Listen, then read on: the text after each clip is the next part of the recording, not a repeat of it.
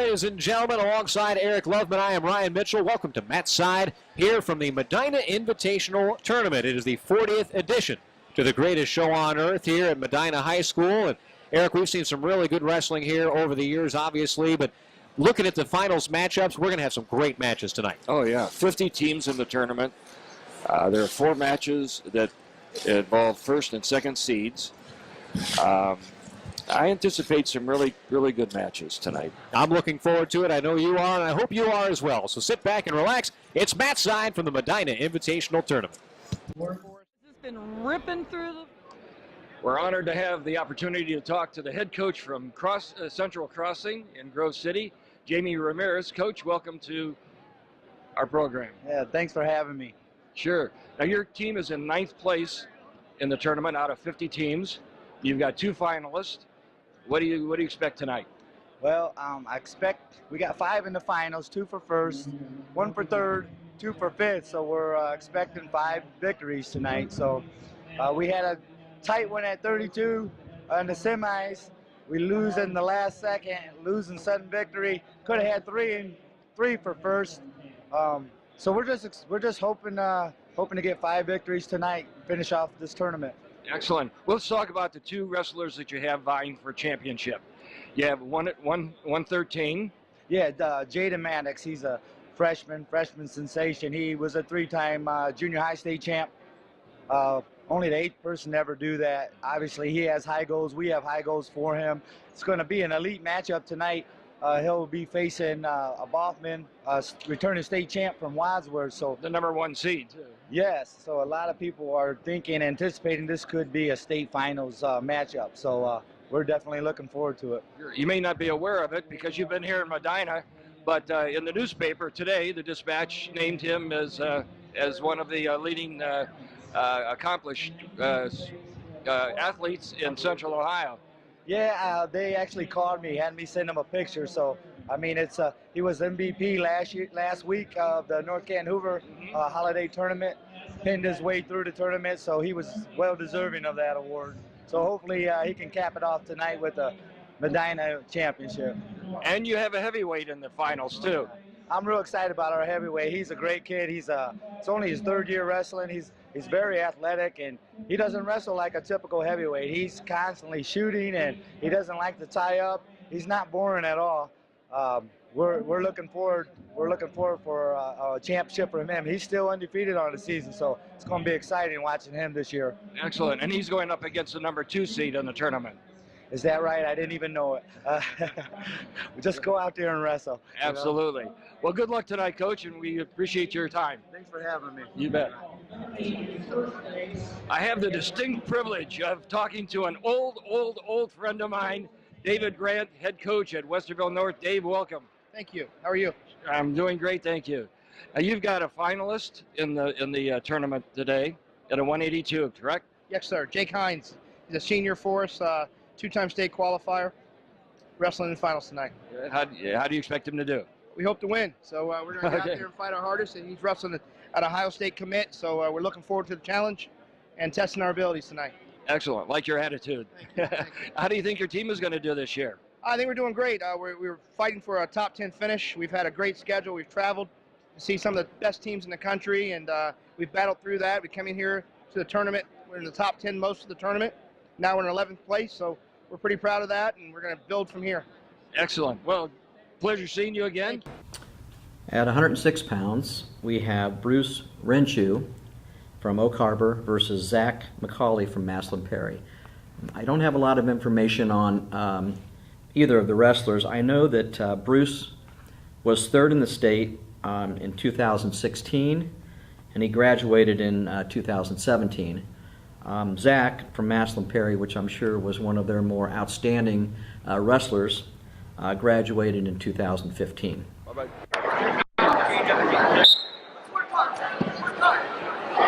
And we are set to go here at 106 pounds, the very first final here at the Medina Invitational Tournament. And a quick takedown, near takedown, no takedown awarded for Oak Harbor's Bruce Renshaw. He is in the red singlet. Zach McCauley of Maslin Perry in the black singlet. Starting off here with the lightweights at 106 pounds. Macaulay, a senior, 14-4 after his road to the finals. Hirinsu, the younger, now does get the takedown. He is 12-0 on the season, a sophomore. Neither of these fellas placed at this tournament or in the state tournament a season ago. Hirinsu with the arm bar on the left side. Now trying to apply a bit of leverage.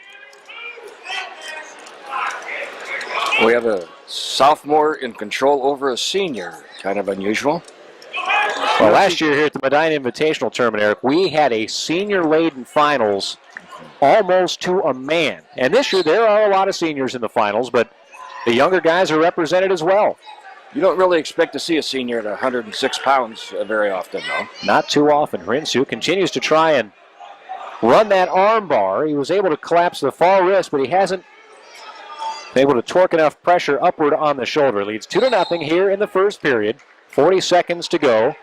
Now a bar and a half. Looking to jump to the far side? No. Now finally does jump, but Macaulay doing a nice job keeping his chest down, now is able to get the hips up. Sometimes that's not always a good thing against an armbar. If you get those hips up, sometimes that'll open up the shoulder enough to enable the top man to get the turn. Under 15 now. Time is called at 10 seconds remaining with no advancement either way. We'll start fresh on the bottom with Macaulay and Hirinsu on the top. Had a near takedown in the very early going and then finally did score the go behind. He just wants to ride this last 10 seconds out to get to period number 2. Undefeated sophomore for the Rockets. Division II team, Oak Harbor. Maslin Perry, of course, the reigning D1 champions, finally able to reach the summit a season ago after 7 times a bridesmaid. Hirinsu's choice. Nope, it's actually a choice to Macaulay, who chooses down. Hirinsu will give the uncontested escape. So he leads 2-1. George Bergman, longtime coach for the Rockets in Northwest Ohio. They wrestle in the Sandusky Bay Conference, one of the toughest wrestling conferences in the state. And a mix of schools in that conference, it's a bit unusual. From the big schools, and there's just a couple of D1s, but you go all the way down to the D3 guys, Milan Edison, Huron. Out of bounds with no score. Perry and St. Ed's both have 4 finalists in tonight's tournament. And so they each have an opportunity to take first place because there's only 16 points between them at this point. Yeah, so Perry would have to have a pretty good run, but they've got an opportunity. Hirinsu having a pretty good run here. Turned a barrel roll attempt into another takedown. He expands his lead to 4-1. Minute to go, just over here in the second period. Now a claw ride with the leg lift, but Macaulay turns that into a stand-up, can't escape with it.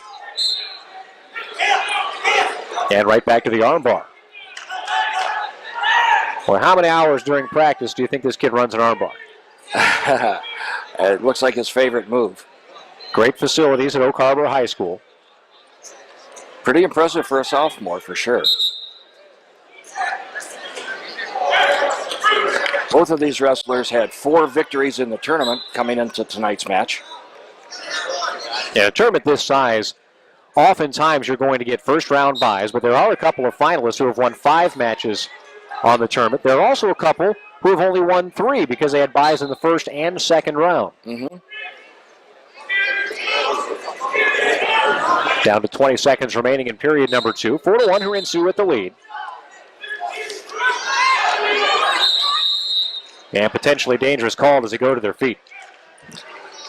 We've got a barn burn coming up next, by the way, Eric. Noah Ballman of Wadsworth and freshman phenom from Central Crossing, Jaden Maddox, who lost only 1 match at the Ironman as a freshman, came back and just murderized the kid that beat him earlier on in the tournament, came back to take third. Very much looking forward to that match. In this weight class, there were 29 wrestlers. The weight class that had the most wrestlers was 132 with 40 wrestlers. So there's 11 difference there. And they set a record, I believe, this year for the field with 49 teams at the MIT. 50 teams. 50 teams. But it's not they the had to run most. late. Yeah, we talked to the tournament director, Lynn Hotelling. They actually had 60 plus in 1 year. Oh, my goodness. But back at that time, now this year there were a few partial teams, but I think back when she was at, there were a lot of entrants where they would just bring maybe one or two of their very, very top Right. kids. And there are some of that in this tournament Yeah. as well. Yeah. McCauley in on a shot now after an escape. If he gets a takedown, McCauley ties the match. Brinsu has a wizard trying to fight off the single leg. I don't think they've awarded the points yet. Nope, back to neutral, stalemate.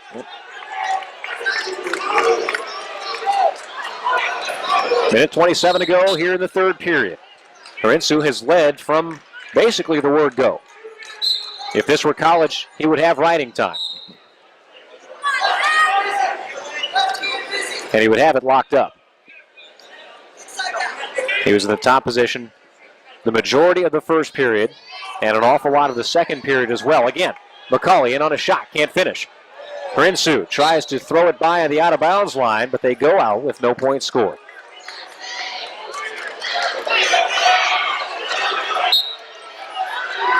When you talk about these teams, Oak Harbor and Perry, a lot of similarities sort of in their bridesmaid status. Oak Harbor, for a while, was knocking on the door, trying to be that team in Division II that could knock off St. Paris Graham, never able to quite do it, but always with some solid individuals. And, of course, we've talked about Perry. 7 times a runner-up, finally last year, winning both the team and the individual state tournaments, besting Lakewood St. Ed's.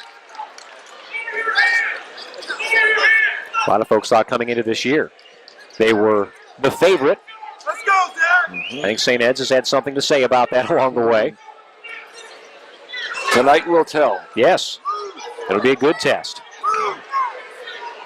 15 seconds left to go. McCauley needs the takedown, trailing 4-2. Harinsu takes the shot. Trying to look busy and burn some clock. 4 seconds left to a championship. 3, 2, 1, and there it is. The sophomore from Oak Harbor High School, Bruce Harinsu, is a champion at Medina with a 4-2 victory. Good things on the horizon for the Rockets. And for Perry, the Panthers needed those points in this team race, and they don't get them in the first match. They're coming up at 113. At 113 pounds, Noah Boffman from Wadsworth versus Jaden Maddox from Central Crossing. Boffman was a 2-time state champ. He graduated in 2016. During his freshman year at Cornell University in 2016, he was 22-12, and he earned all Ivy League honors. He is studying hotel management at this time.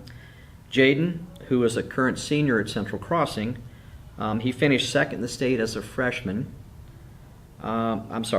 He finished second in the state as a freshman, was a state champ his sophomore year, and last year he was, let's see, where did he finish last year? Last year he was also a state champion. So far, an outstanding career at Central Crossing. I believe he has committed to Ohio State. Ryan, we have Noah Ballman from Wadsworth. He's a junior with a record of 17-3. His opponent again from Central Crossing in Grove City, Jaden Maddox. You talked about him. He has a record of 17-1 this year. He's just a freshman. Yeah, both of these guys, I believe, came in to the finals with only 3 matches for the tournament. So they both now have 20 wins. Ballman has 3 losses. Maddox just the 1 at the Ironman.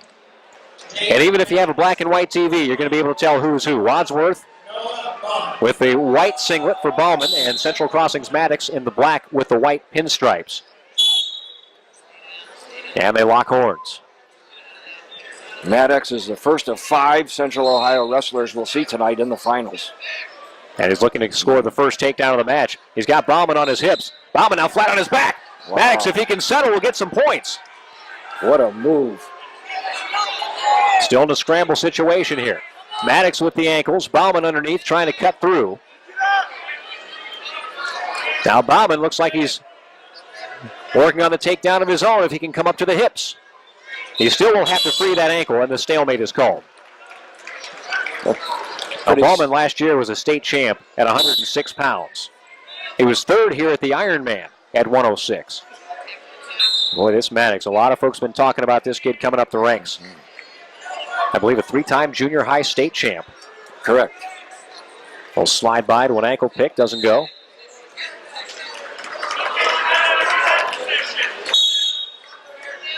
Maddox is one of 2 Central Crossing wrestlers in the finals tonight. They also have a heavyweight. Yeah, they spread them out a little bit, don't they? Yeah, they sure do. Cameron Teacher is at 285. This is a likely state finals or possible state finals preview. Ballman ranked first, Maddox second at this weight class, both in Division I. Coming up next, we'll see another possible preview at Division II. Tyler Warner and Seth Beard. Maddox with a shot. Bauman takes his leg right away, and now on a shot of his own. And now again into a scramble situation, each with a leg. Maddox hipping in hard. And now he winds up on his hip. Bauman in the superior position. Maddox trying desperately to hang on with 10 seconds left in the period to not give up the takedown. Now he's able to slide in, block the heel. What a scramble here. 2 seconds left. 1 second, no points. It doesn't get much more exciting than this. I mean, this is really... 2 evenly matched wrestlers here in skill, and Bauman, the junior, Maddox, just a freshman. Boy, mat presence for both of these guys. They know where they're at. They feel what's coming, and they know what's next. Right to an ankle, Bauman. Now over top, and he realized he was in bad position, just allowed the escape. Just 8 seconds on bottom for Maddox. Back to neutral. Maddox with a lazy shot, almost paid for it. Bauman has a Russian arm tie on that left arm. Maddox, though, at the better of the head position, tried to turn it into an ankle pick.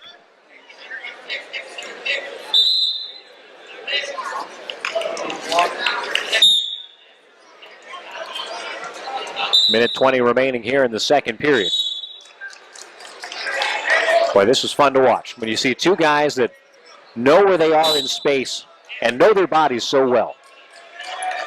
Terrific defensive wrestlers. Yes, they have been, but both have also been taking offensive chances. Slide by attempt here by Bauman. Very nearly has the takedown. Maddox holding on to the head. But Bauman looking for the takedown. Maddox, though, turns in. This could be problems. And there's the 2 for Jaden Maddox, scoring the first takedown of the match. He's got the leg, not quite a Turk, but now nearly some back points, a roll through. A 1 count, but no more, so no backs for Maddox. Boy, and again, that was a scenario where Bauman looked to be in the superior takedown position momentarily, and Maddox turned the tables. 30 seconds in this period. This is our first opportunity to see Maddox on top. Got just about 20 seconds to try and get the turn. Bauman being sucked back now, but does not allow the exposure. Central Crossing has a pretty good recent history of being very tough on top.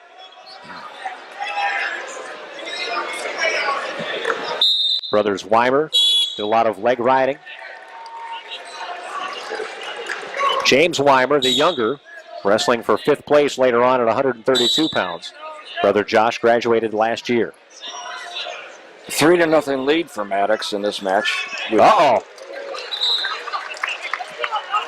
Now a quick takedown for Bauman here at the beginning of the third period, and just as quick an escape. Look at the slide by. Look at the takedown. Well, I spoke too soon. Bauman coming alive here in the third period. Maddox caught on his heels. We're tied at 4 apiece. Maddox holding on to that arm, looking to roll through. Not exactly sure why he was doing that. He'll be allowed up. That ties it up. Now Maddox actually with a 5-4 lead. He's had 2 escapes and a takedown, now a 3rd escape. So the pressure is on Bauman here, but it doesn't look like it. He looks like the fresher man. And is this now where the experience of a junior comes into play?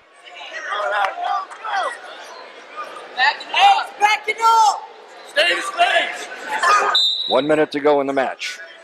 Another slide by, down to a pick. It's worked twice. Will it work a third time? He's got both legs bound up. Maddox trying to get into a scramble situation. Now the 2 is given up. Now if Maddox escapes, it will be a tie match at 6 apiece. But Bauman, does he have the confidence to try and ride? If not, he better allow the escape early to give himself more time, and that's what he's going to do. That ties it up. Half a dozen each. Maddox taken down, just bowled through that time by the junior, Noah Bauman, who now is up a deuce with 20 seconds left to go. That could be the straw that broke the camel's back. Down to 10 seconds left to go. Even an escape is not going to allow Maddox much time. And that right there, the rebring to the mat, is all she wrote with 5 seconds left. What a match between number 1 and number 2. If that is a state finals preview, get your tickets to the Schottenstein Center. No question. That's worth the price of admission alone. Noah Bauman, an 8-6 winner over Jaden Maddox, a champion here at the Medina Invitational Tournament. That was an exciting comeback. After being down Absolutely. 3-0. Maddox dominated the first 2 periods, but the third, it was Bauman. University. At 120 pounds, Tyler Warner from Claymont versus Seth Beard from Napoleon. Tyler was a 3-time state champ with a high school record of 166-12. He is currently a sophomore at Wheeling Jesuit, and he is an education major. His brother Dustin is a senior as well on the team, and I believe there are 2 other Claymont alums that are wrestling. Seth won the state title his senior year in 2016, actually denying Warner of the chance for a 4th state title. Seth wrestled at Kent State in 2016-17, and I'm not sure what his plans are for this year. And he took off. That'll take us to 120 pounds and another fantastic match here. In Division II, these guys are ranked 2nd and 4th. Tyler Warner of Claymont in the brown singlet with the white stripes. Seth Beard of Napoleon in the white singlet with the blue pinstripes. Warner was a champion last year at 106. Beard finished 2nd at 113. Both in Division II. Beard comes in 18-0. And now 17-2 on the year is Tyler Warner. This opponent from Dave Carroll, New Perry. 120 from 3rd place from Central Crossing. Warner, the returning state champ, ranked 2nd at this weight class. Beard ranked 4th. This is a number 1 seed against a number 2 seed. Yes, indeed. There are only 4 matches tonight, matching 1 and 2. That just tells you how tough this tournament is. The 2 go head-to-head here. It'll be hard to top that last match. It was great to see here at the Medina Invitational Tournament. Some top talent. There's some good holiday tournaments here in Ohio. Brecksville, obviously, is a great tournament. The Ironman earlier on in the season. I believe Wadsworth has one. Wadsworth, the Grizzly Invitational is fantastic. The Top Gun tournament as well in Alliance.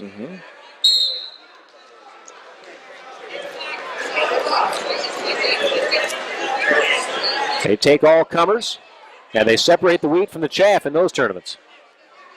Warner with the front headlock.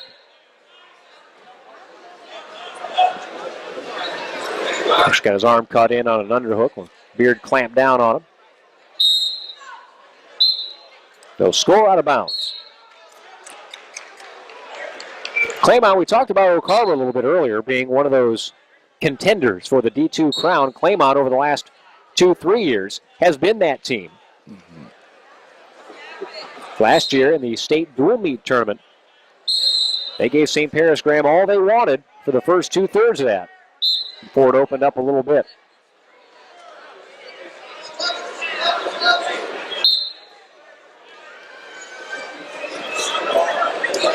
Tyler and his brother Dustin Warner, both champions last year. at the state tournament.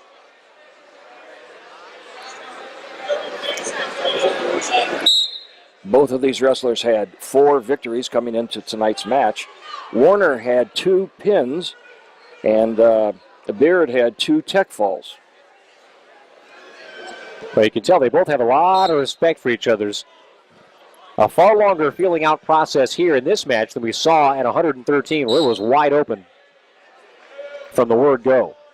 Beard into the takedown attempt, but with very little time to finish it. The first period comes to a conclusion with no score. Beard with choice, takes down.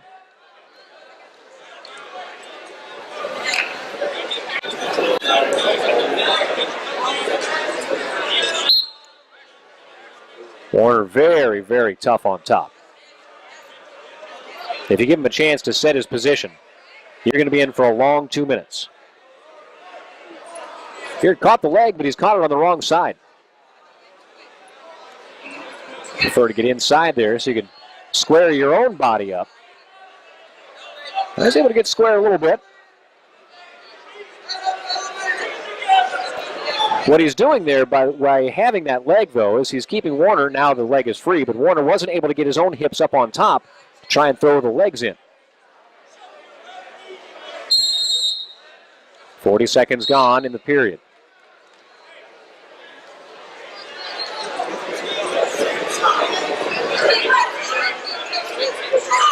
And again, that outside reach.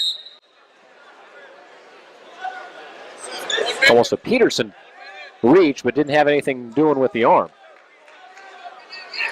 Good crossface by Warner trying to get Seth Beard flat on the mat. Now he does.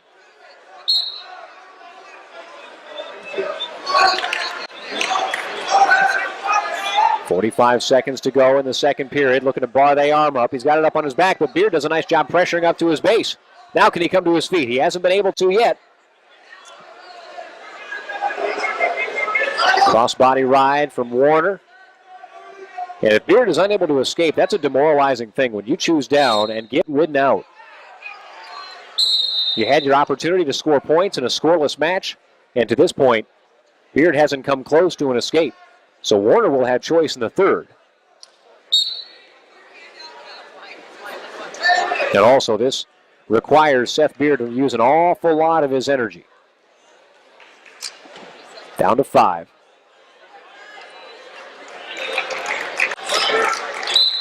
Period comes to a close. Choice to Warner. And still no score in the match. Warner wants bottom. Let's see what Seth Beard has to offer in terms of a ride of his own.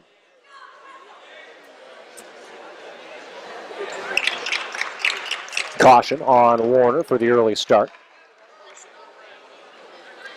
Seth Beard from Napoleon High School in Northwest Ohio, a junior. Going to allow the escape with relatively little resistance, wants to go feet. Which goes back to something you said earlier, Eric. You talked about the results. 2 pins for Warner, obviously a hammer on top. Turn him and pin him. But Beard, with 2 tech falls, more comfortable on his feet going takedowns. And he's going to need a takedown. Slide-by attempts by both wrestlers. They go out of bounds. 1-0 the score. Tyler Warner of Claymont in the brown singlet has the lead.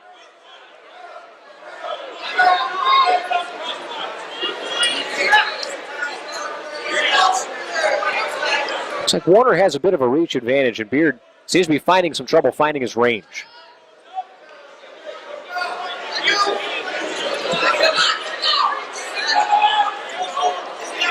Little head pass there for Warner. Winds up deep in on a shot. Beard wants to scramble. Dives in on the leg.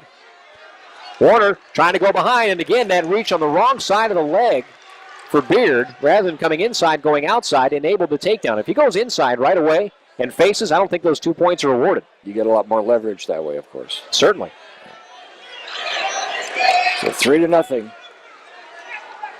But if you're Seth Beard right now with 40 seconds left to go, down 3-0, it must feel like 100. Because the first thing you got to do is get off the bottom. Exactly. He's spent a lot of time on the bottom. So let's not put this one in the books yet. Noah Ballman was virtually without offense for 2 full periods in the last match against the youngster, Jaden Maddox, and just came alive in the 3rd period, scoring 3 takedowns.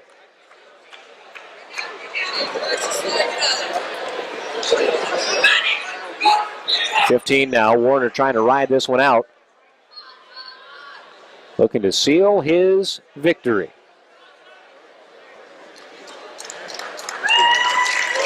Tyler Warner was first at 106 pounds here last year, and he is first this year at 120 pounds. A 3-0 shutout victory. Tyler Warner defeats. At 126 pounds, we have Jose Rodriguez from Maslin Perry versus L.T. Bentley from St. Ed's. Jose graduated in 2015. He was a state champ his sophomore and senior years. He was a redshirt freshman at Ohio State University in 2015-16 and was an NCAA qualifier in 2016-17. He has transferred from Ohio State University. L.T. Bentley is wrestling at Pitt after an excellent career at St. Ed's. He was an NCAA qualifier in 2016 and 2016 and 17, and currently he's here with one another. L.J. Bentley of Lakewood St. Ed's in the black singlet with the leggings, and Jose Rodriguez of Maslin Perry in the black singlet with the big white P on the back. Representing the top 2 teams in the tournament.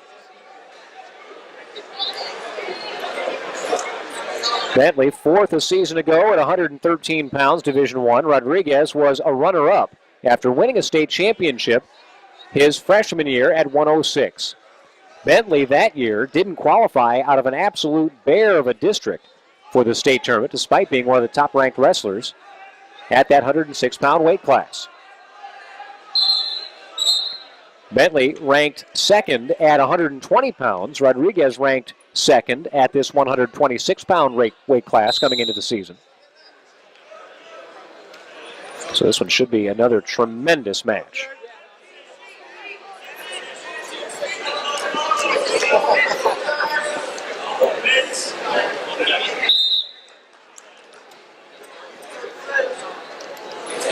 Quick shot attempt by Bentley. Now slide by for Rodriguez. It doesn't work, but he comes up with a high single. Nice sweep under. Right into the takedown. No way to post off of that. 2-0. Rodriguez on top here with just over 30 seconds to go in the first period. Bentley looking for the escape near the out-of-bounds line. They will go off the mat with Rodriguez still in control.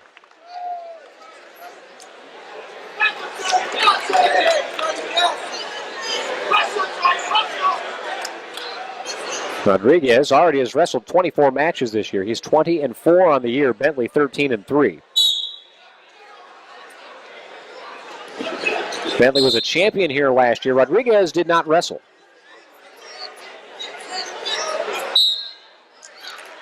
Boy, escaping right into a shot now for Bentley. He gets the one, looking for 2. Near the out-of-bounds line. Points awarded and taken away immediately. No takedown. Out of bounds they go. No control. A good correction by the referee. Good correction.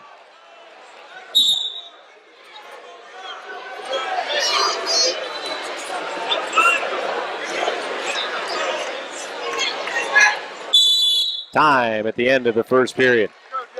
2-0. Rodriguez on top. He had a beauty of a takedown on a single leg.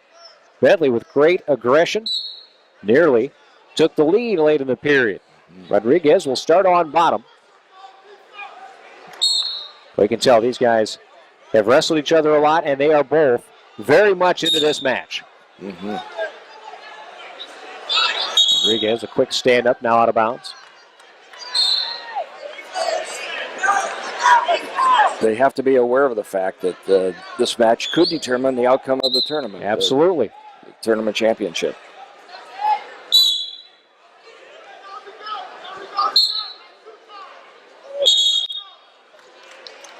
Well, Another 10 placement points on the line here with possible bonus as well.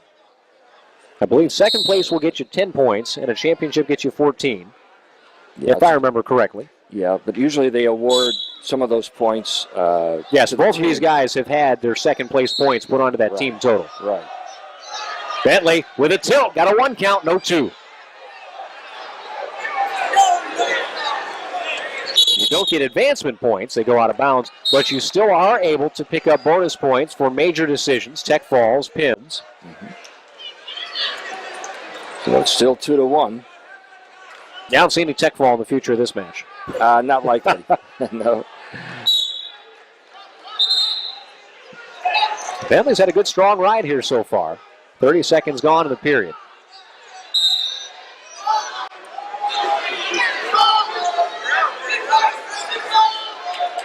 There is the escape for Rodriguez.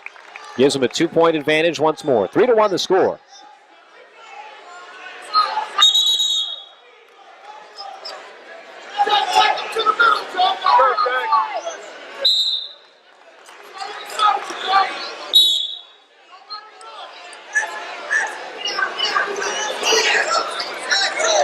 Pass by, shot. Awkward angle on the knee there for Rodriguez. Referee allowing some leeway here.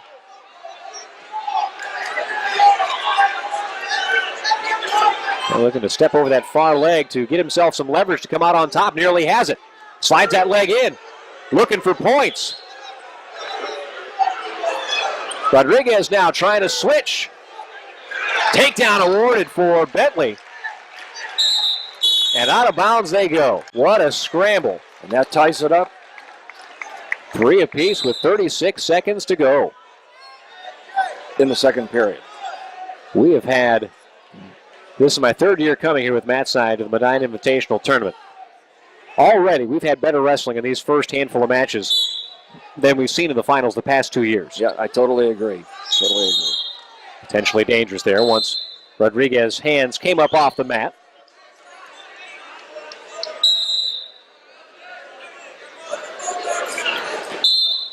We haven't seen any slouches so far. No. Boy, nice switch. Back points. What a maneuver. Rodriguez looking for the fall. He's got it. Whoa. And there are the bonus points for Maslin Perry. That is a turn of events.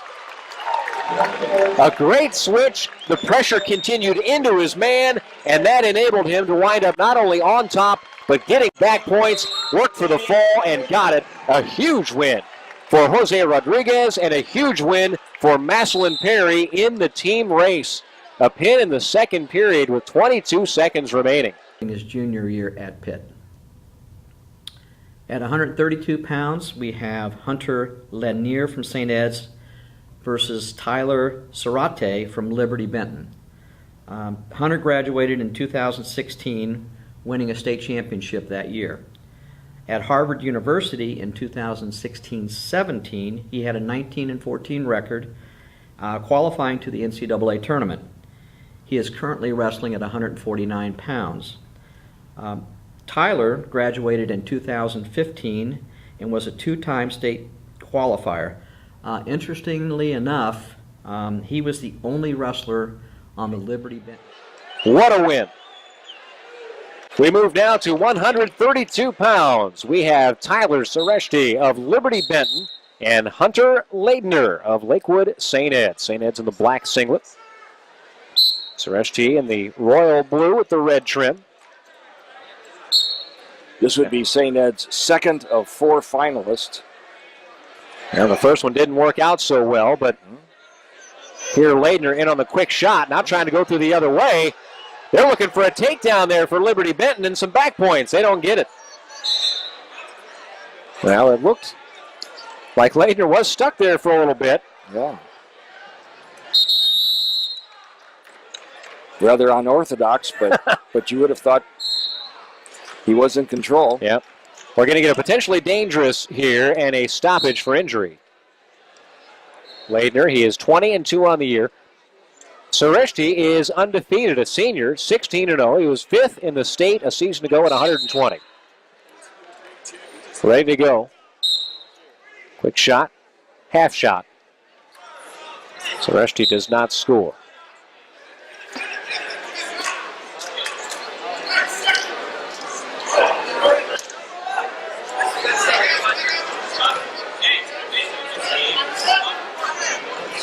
Leitner drives him out of bounds, and we'll start fresh.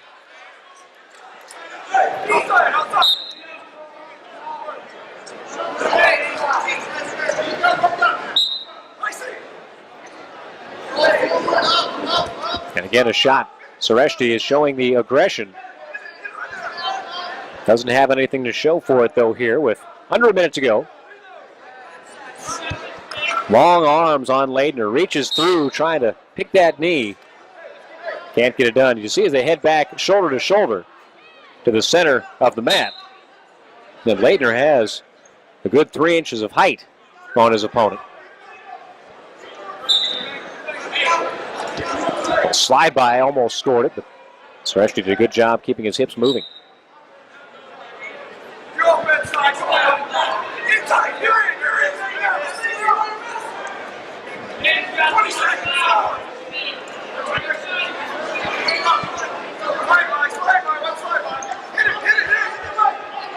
There's the pick. Leitner now has the double. Sareshti on his backside. There's the takedown with only 5 seconds left to go in the first period. Good pickup of a takedown for Hunter Leitner.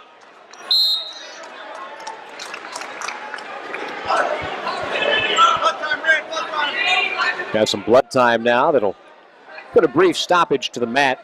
St. Ed's comes into the finals with 194 points. Maslin Perry came in with 178. So if what we were saying earlier is correct, that would be 6 total points for Rodriguez victory. And that would put them at 184, 4 points behind, or excuse me, 10 points behind St. Ed's. So basically, Perry's going to have to run the table here. Perry does have 2 wrestlers, though, going for third, and St. Ed's has none. So that could also factor in there.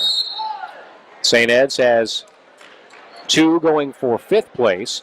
Perry has 1.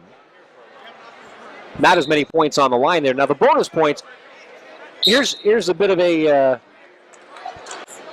conundrum there, though the bonus points are probably on average less available on the first place match than they are on the outskirts, where you may have a bigger mismatch. Escape for Leitner to begin the period, and now a takedown on the edge of the mat puts him up 5-0.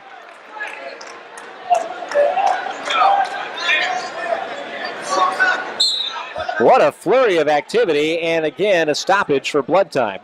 You see there, the blood on Sareshti is up on his forehead. That can be one of those spots where it's not going to be a gusher, but every single time they come together, you're going to get more blood pop out of there. So essentially, from this moment on, most stoppages, there's also going to be a stoppage for blood time. But fortunately for Mr. Sareshti, that type of bleeder is relatively easy to stop and wipe away, so you're not chewing up big chunks of your 5-minute allotment for blood time. And if it comes to it, they can always throw the pre-wrap and the tape on there, and that'll stem the tide, or at least hide it enough where nobody knows, and it looks like that's exactly what they're going to do here. Throw down the bandage. Just a little background while we have a little bit of time here. Sareshti had 5 matches coming into tonight's final, but Leitner only had 3. He had 2 byes. It kind of worked out that way. Sareshti had 2 pins, and Leitner had a tech fall and 3 majors. Showing some dominance all the way through the field here at 132 pounds. Yeah, they've got Sareshti's forehead good and mummified here, so he will retake his position. He's the down man, down 5-0 with 1:42 to go in the second period. Leitner mounts and we're off. Looking for a quick tilt there.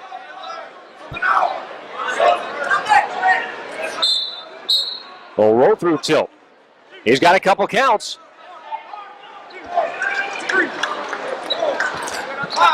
Now he got the full complement of back points there, so it's 3 more for Leitner. He has opened up an 8-0 lead.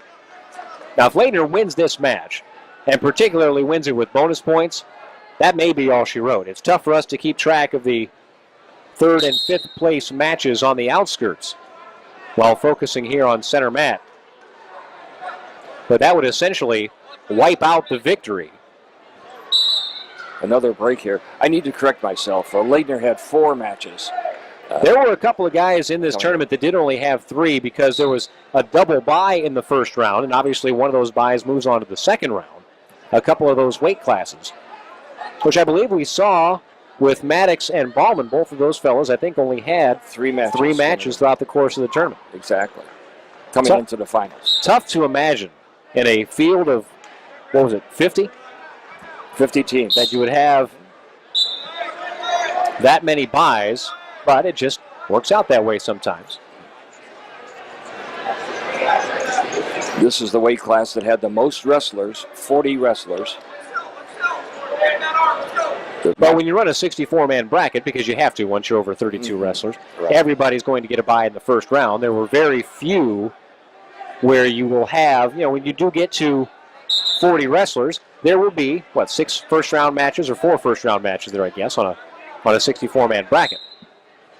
So it's just the luck of the draw where the byes wind up. 8 matches.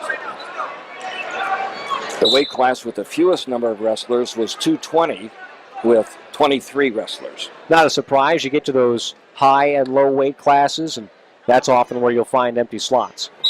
15 seconds to go here. Leitner riding near the out-of-bounds line, and out they go.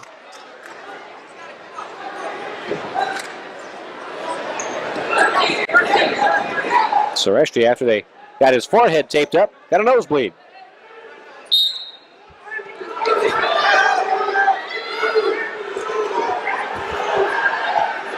Down to 5 seconds left in period number 2. And Sureshti will not be able to escape. So we go to the third. Sureshti's choice, and Wisely will take neutral. Down 8-0.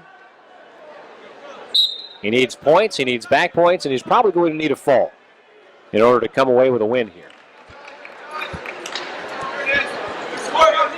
First period was a relatively close affair, but Leitner was able to open it up in the second.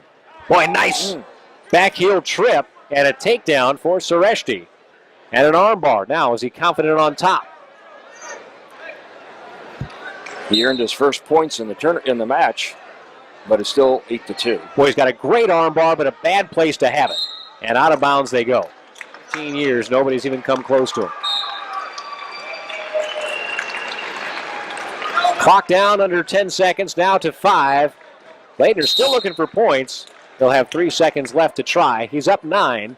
He's not going to get to a tech fall margin.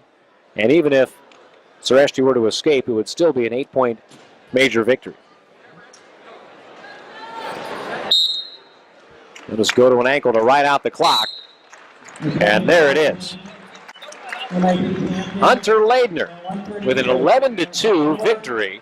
That's his 4th major victory in the tournament. Takes care of Tyler Sureshti. With 1 tech fall on top of it. At 138 pounds, Joe Kuntz from St. Vincent St. Mary versus Isaac Collier from St. Ed's. Joe graduated in 2017, and he, I believe, is attending Lake Erie College. Isaac was a state qualifier in 2016. He is currently wrestling for Case Western Reserve, and he won 22 matches last year. He plans to study. He's scoring some points, no doubt about that. So 132 is in the books, and 138 is coming at you here. Joe Kuntz of Akron, St. Vincent, St. Mary's. And yet another St. Edward finalist here. They're putting them out in bunches.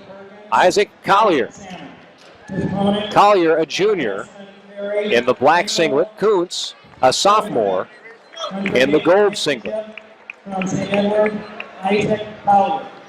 Akron, St. Vincent, St. Mary's, a Division II school. The home of one LeBron James, though he never donned a singlet, to my knowledge. He probably would have been a force in wrestling as well. What an incredible athlete. And Collier in on a quick shot, looking to score.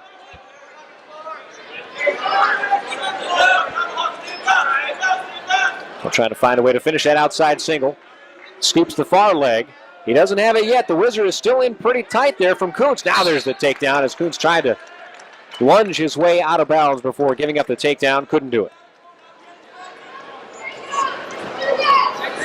Collier from St. Ed's is a junior. Kuntz from St. Vincent St. Mary's is just a sophomore. Collier, a district runner-up a season ago. Did not place in the state tournament, nor did Kuntz. Kuntz ranked 4th in Division II at this weight. Collier ranked 15th D1 in the preseason rankings. Good shot by Kuntz. Left his arm behind a little bit, and I think that might have cost him. That little bit of hesitation where he wasn't able to bring the trail arm up and capture the leg enabled Collier to continue moving toward the out-of-bounds line.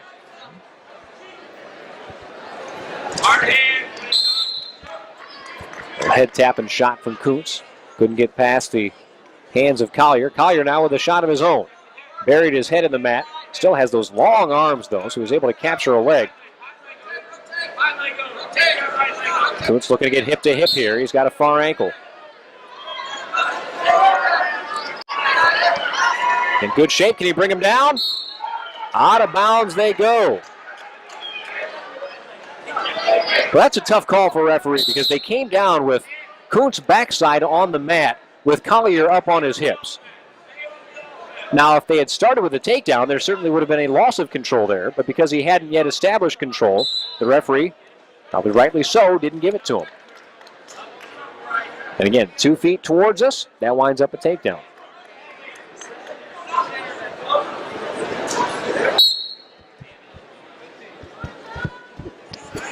Shot by Kuntz, but Collier did a nice job blocking that left arm.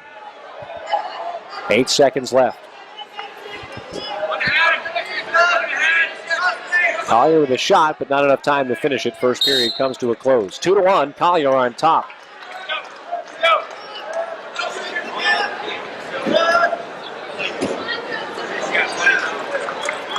Choice belongs to Kuntz.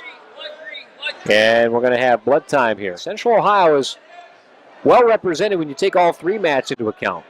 Not a ton of finalists here, though, under the spotlight of center mat. 5 finalists from Central Ohio, and I believe 4 wrestlers wrestling for 3rd and 5th. Collier quickly to his feet. Brought back down. Let's see what Kuntz has to offer here from the top. Wants to throw a leg in.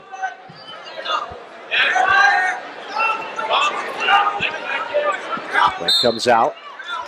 Punch that knee. Now Collier's in a good position to try and at least escape. He's got Kuntz spread out, trying to break those hands. Once he does that, you high leg over, get behind. You've got a reversal at minimum. Now Kuntz trying desperately to hang on to that leg and control, and does. And back down to the mat they go. Nice job of just staying calm that time from Joe Kuntz. Never panicked, though he was in a position where he was in a bad neighborhood. And let me correct myself again. Central Ohio has 9 wrestlers going for 3rd, and actually a total of 8 wrestlers going for 5th. So many more than I stated before. I apologize. Trying to shortchange him. I sure did. Don't trust your memory. That's a lesson learned. Kuntz down here 2-1 with a minute to go in the second period.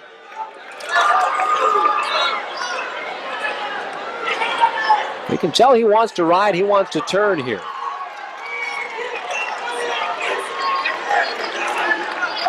If he can tuck that left shoulder under, he might earn himself some back points. He's worked and worked to open the hips.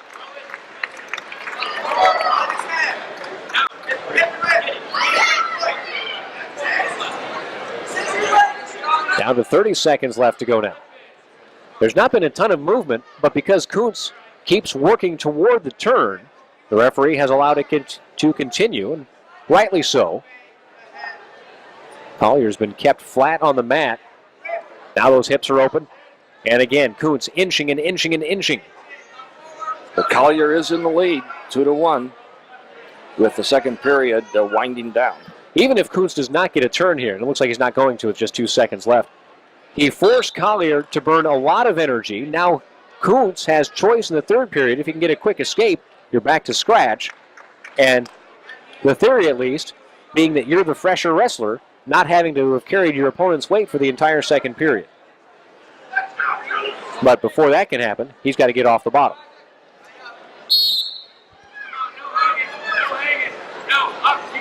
Collier did get a little high. Kuntz went to the head. And an escape just 8 seconds into the period for Kuntz. That does tie it up. Yes, indeed. 2 apiece.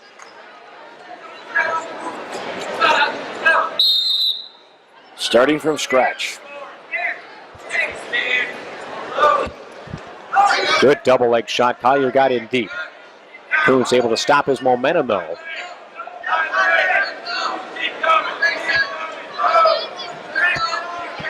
And now if Collier can stay off his hips, he's been in good shape, but Kuntz has a good pressure in.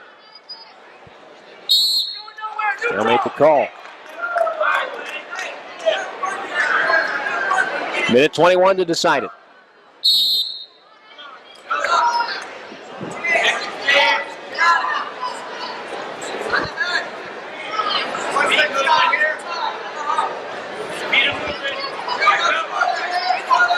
Collier looking for the corner. He's in good shape. He's got the cradle. He does not yet have the points. The hands are broken. Now he does have the points. He got Kuntz's hand off his leg. Now Kuntz has a leg, trying to turn the tables. 4-2, Collier with the lead. And one escape right there on the out-of-bounds line. So good takedown for Collier, but really, if you're Kuntz, you didn't lose anything because you needed a takedown to win anyway. Down a point. If he gets a takedown with 41 seconds, he's ahead. And he has shown an ability to ride.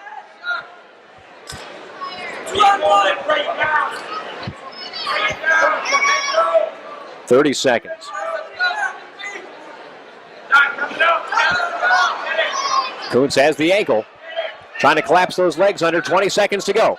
Now looking to cut through. Collier hanging on desperately to the ankle. Kuntz out the back door, 2! And he takes the lead.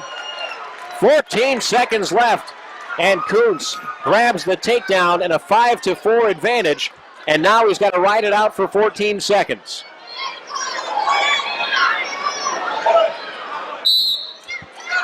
Collier quickly to his feet. And out of bounds they go. 8 seconds to go. Now, Collier very nearly had an escape on his first move back in the second period. But once Kuntz was able to settle and bring him back to the mat, he never came close again.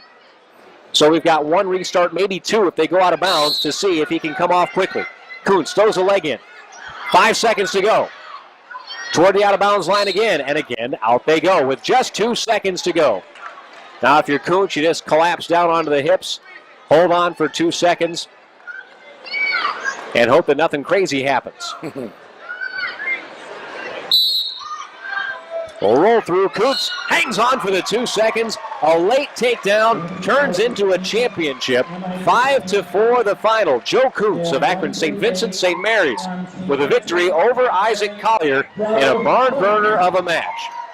It wasn't quite the comeback that we saw Noah Bauman of Wadsworth perform earlier on, but a great come-from-behind victory. It was enough to win the match and the tournament. Absolutely. And the championship. That'll move us to 140. At 145 pounds, Nick Steed from Maslin Perry. Nick originally wrestled at Oak Harbor. He finished second in the state his junior and senior years. He is currently in his junior campaign on the Ohio University wrestling team. Tanner Miller from Lancaster. He broke the record for the most wins at Lancaster. I didn't have much information on him last year. He qualified to the state 3 years, placing in 2014 and in his senior year in 2015. He is also wrestling for Ohio University as a redshirt freshman this year. Tanner is studying civil engineering. 45 pounds. Tanner Miller of Lancaster in the blue singlet. Nick Steed of Maslin Perry. Steed, the first Perry wrestler, I believe, to go with the white singlet here in the finals. Northstein. His opponent from Oak Harbor, Red Peterson. Championship 145 from Maslin Perry. I don't know, did McCauley go in a white singlet His opponent back in 106? They've got the black singlet with the white P and the white singlet with the black P. I think so.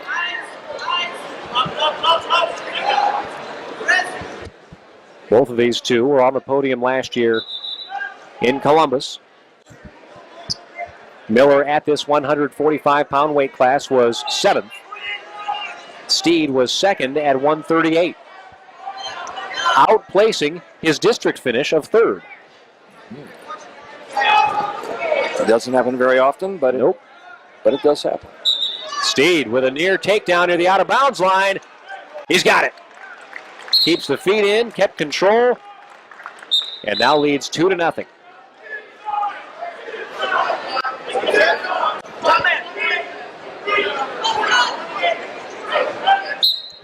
Both of these wrestlers seniors, and again, we have not had too many senior-senior matchups. The first was Bentley and Rodriguez at 126. What a match that was.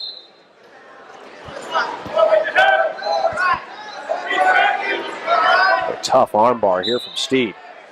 You can see the anguish on the face of Tanner Miller. Oh, the pressure. Bar and a half. You fight one, the other gets you.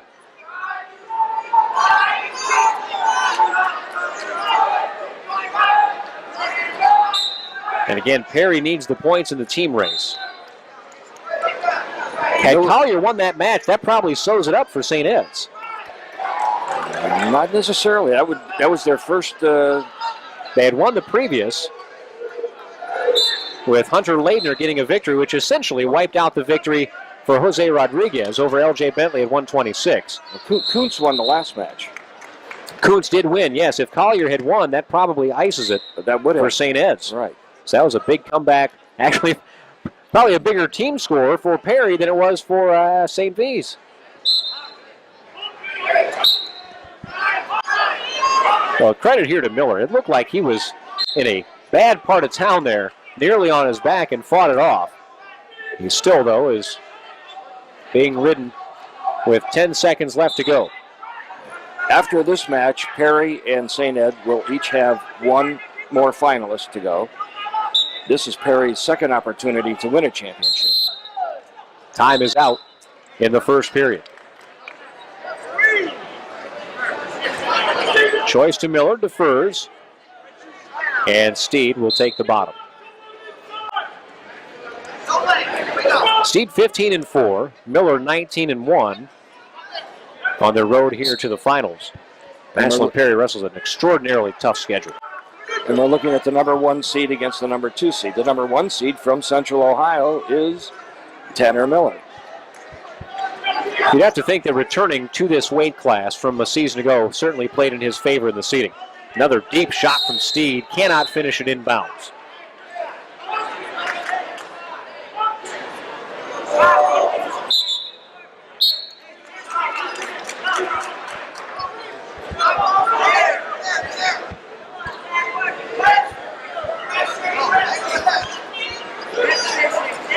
As you watch the two move with their hand fighting, Steed just seems to keep, generally speaking, lower. And there he is, lowering his level into that double leg shot that's turned away. It's tough to wrestle low when you have the long limbs of Tanner Miller. Steed applying the pressure. And they're out of bounds. Minute 6 to go in the second. 3-0, Steed on top. We'll see 3 more Central Ohio wrestlers after this match.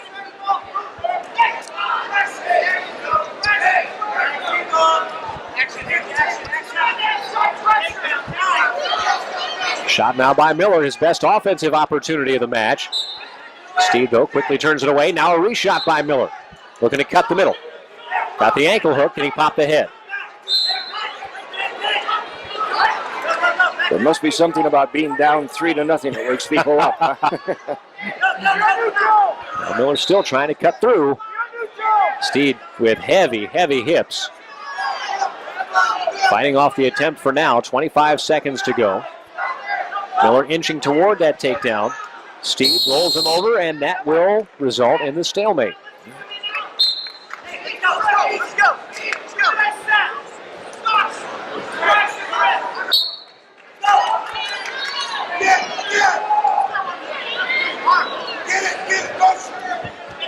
10 to go, double leg shot. Steed can't score that one.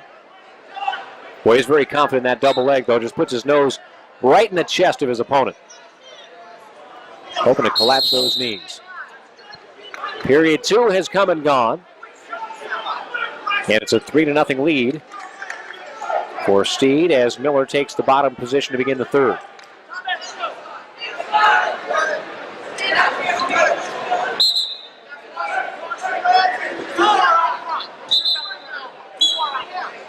Looking around here to see if they have a live score update on the team scores. They've got projections of who's wrestling where up on the walls, but I don't see the team scores. It'd be nice to have that, wouldn't it?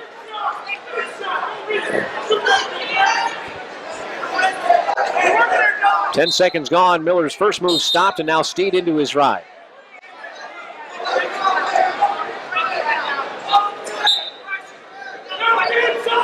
Such a crucial part of wrestling on top, just being able to stop your opponent's initial burst.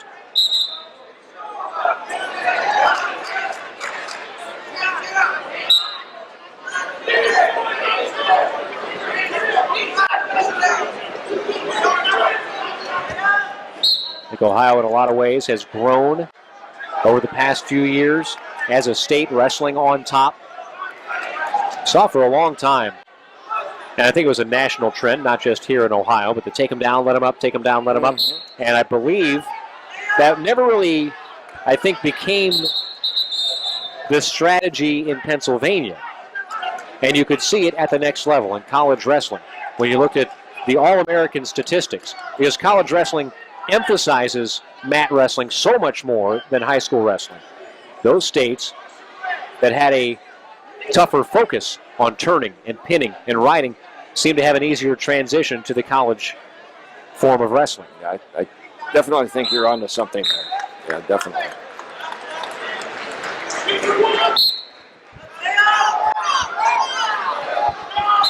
Out of bounds they go.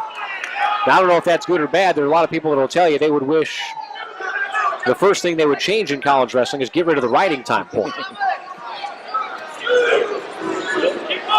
Feeling that would open things up more for more exciting wrestling. Another caution. That's the third caution on the top man, Steed, for improper lineup position. And he lost a point. He did indeed. So that's the first point of the match for Miller, who quickly comes to his feet. A lift and a bring back, and out of bounds they go. Just over a minute left. Thanks.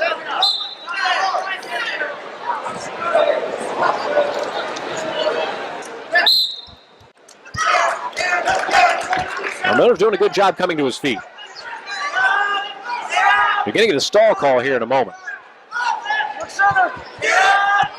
50 seconds to go. Nice return to the mat from Steed and nearly turned it into back points. Now Miller looking for a reversal. If he gets it, that ties the match.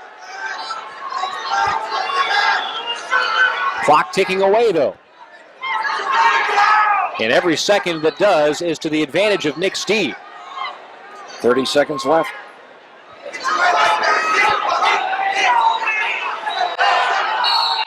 Out of bounds is the call. Miller just kicked loose as the referee blew his whistle. And now with 23 seconds to go, there's not enough time for stalling, I don't think, to become a factor here. Had there been a warning, you might have had that. Miller, a good first burst, but it was neutralized. Now they're to their feet with 15 seconds to go. Steed drops to a leg. Trying to crack it down to the mat, does so. Miller trying to roll through. Now if he can come out the back door. 5 seconds for a takedown.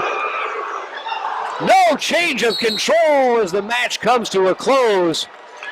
Very nearly for Tanner Miller a reversal, but not to be. A 3-1 win for Nick Steed of Massillon Perry, and that keeps Perry alive in this championship hunt in the team race, and Nick Steed is a champion at 145 pounds. At 152 pounds, Bryce Locklear from Olmsted Falls. Bryce graduated in 2016. His opponent was Nick Nostine from Pickerington North. Nick graduated in 2015. He finished 5th in the state, and I believe that was the last year that Coach Brad Harris was the head coach at Pickerington. His twin brother, Cody, also wrestled for Pickerington North. That will take us to 152 pounds. Another Central Ohio wrestler here, Nick Nostine from Pickerington North, and Bryce Locklear of Olmsted Falls. Nostine in the black singlet, and Locklear in the navy blue with the gold trim and gray on the back. Note State as a senior. His opponent from Olmsted Falls is just a junior.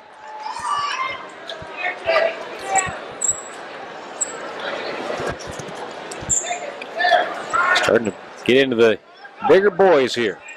Locklear 20-1 on the year. Nostine 12-2 for the Panthers.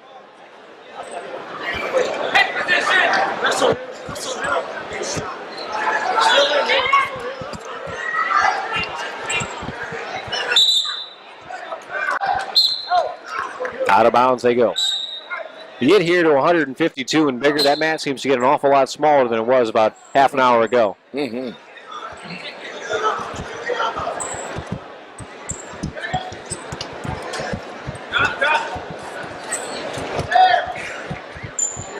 Nostine has a 2-on-1 looking to finish it, but once he kicked the leg inside, that allowed Locklear to go down and grab some control.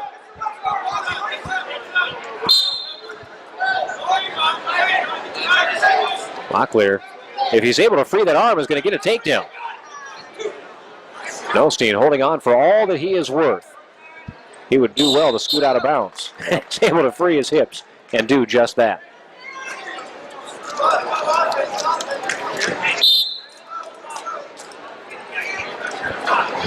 Nice shot. Nostine in deep on a high C. Drops it back down to the mat to try and find a finishing angle. 40 seconds remain in the first period. Stalemate called. Referee decided neither man was in a position to improve.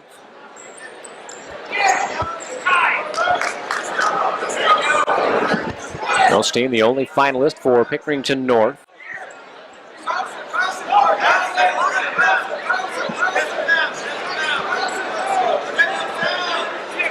Throw by attempt.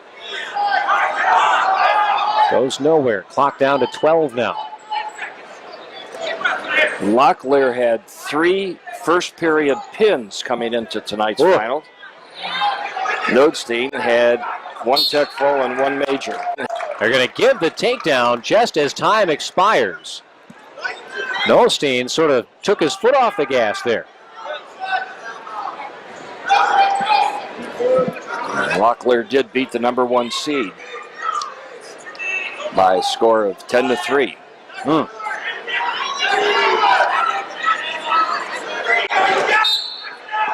Nostine begins the second period on top, but trailing where it counts on the scoreboard, 2-0.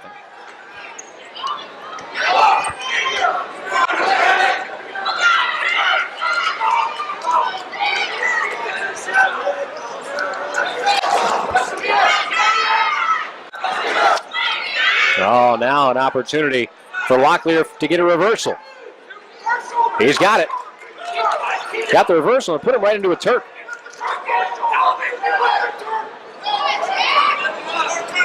Now looking for back points. Nostine trying to fight the shoulders down, does for the moment.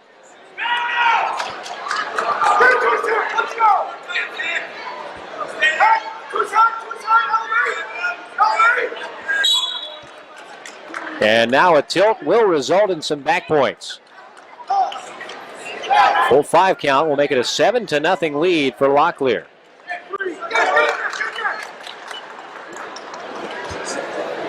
Locklear's toughest match to this point was a 6-5 semifinal victory over the unseeded Victor Marcelli.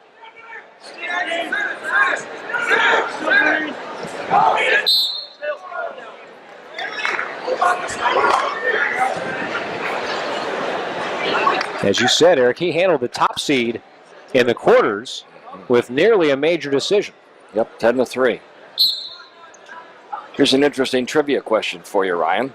What year did Olmsted Falls start wrestling? Oh, boy.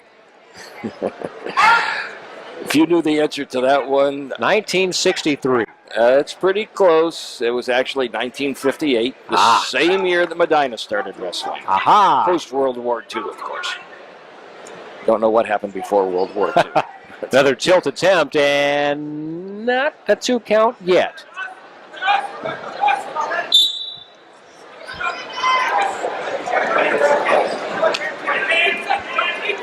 Yeah, you stumped me on that one. I had no chance. If you knew the answer to that one, Ryan, I would have been blown away. That's the end of the second period, and it's a 7-0 lead for Bryce Locklear of Olmsted Falls. Worthless trivia information.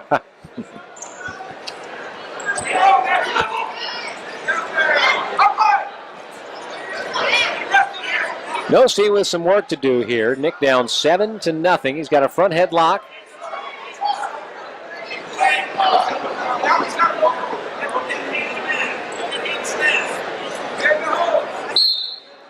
Out of bounds. Ever since that very first takedown at the end of the first period where Nostine looked like maybe he lost his focus momentarily, he's had some trouble getting back into this match. Down 7-0. That's a pretty high barrier. That's a hill to climb with 1:20 to go. You're at the point in the match where you're going to need something feet to back. And look for the fall.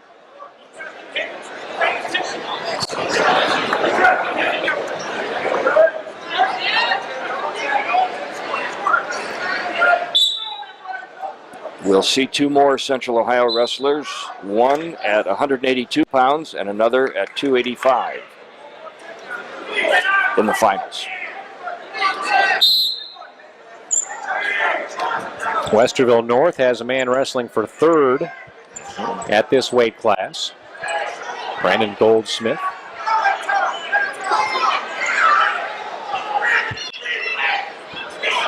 Coach Grant. And the Westerville North program came in 11th place prior to the finals. 3rd among Central Ohio teams. Lancaster 8th, Central Crossing 9th. Pick North Panthers, home team for Nostine, 17th. Then you drop down to Upper Arlington at 25th, Hilliard Darby 33rd, and Bishop Reedy at 37. Grandview Heights 44, and Whitehall 48.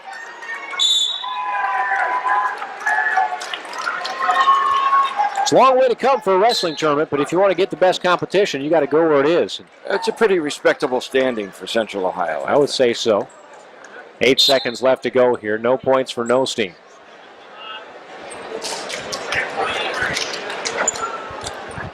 Tries a couple of slide-bys, but the writing is on the wall, and now it's in the record books. 7-0 the win. Bryce Locklear of Olmsted Falls is your 152-pound champion at the 2014 MI. At 160 pounds, Miles Amin from Detroit Catholic Central. Miles was a 2-time Michigan State champ, and he was the 2014-15 M-Live Detroit Wrestler of the Year. He was 47-0 his senior year. In 2015, he enrolled at the University of Michigan, and he was a 4th place finisher in 2016-17 in the NCAA championships at 174 pounds. His brother Malik and cousin Jordan also wrestled for Michigan. Miles was an academic All-Big Ten, and he is currently enrolled in the Ross School of Business. His opponent was Devin Skatska from Richmond, Indiana. Devin was a 4-time Michigan State champ. In 2015-16, he took a redshirt year at Indiana University, and he had a 24-8 record wrestling in the open tournaments. He is currently a redshirt sophomore for Indiana, and he's expected to wrestle at 184 pounds. He is majoring in exercise science. MIT. And for the first time tonight, we're going to get a look at some out-of-state wrestlers. In fact, both wrestlers in these finals are from out of state. Devin Skatska of Richmond, Michigan, in the navy blue singlet. And Miles Amin of Detroit Central Catholic in the royal blue singlet. Both seniors, both undefeated, so somebody's getting their first loss this year. Representing the state up north. Don't have the ranking information up there, but Skatska was second here last year at 152 pounds, and he is quickly in on a takedown. Amin was third at 138. And a little Granby roll, reversal, and we're knotted at 2 apiece, so that's how they do it north of the border. Pretty colorful, yeah.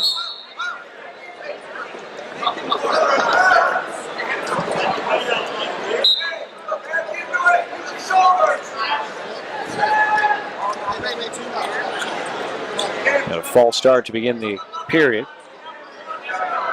Last year, Skatska was again in an all-Michigan final, but he lost 5-0 to Nick Bennett of Detroit Central Catholic.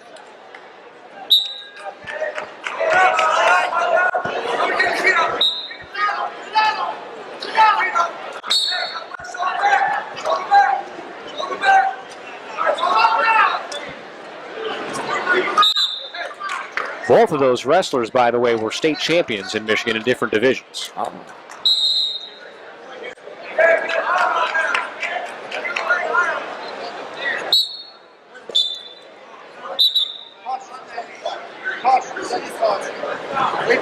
Casey Sparkman of Maslin Perry finished third in this weight class last year, and he was a state champion at the end of the year.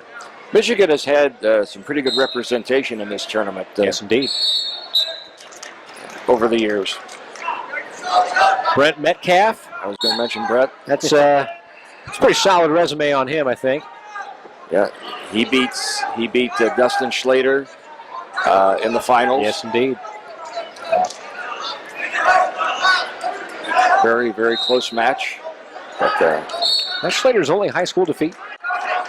It might be. He was a 4-time state champion for sure. Yes, indeed. Younger brother of CP, who went on to wrestle at Minnesota. They both did, but both also had significant injuries. Dustin wound up a true freshman national champion.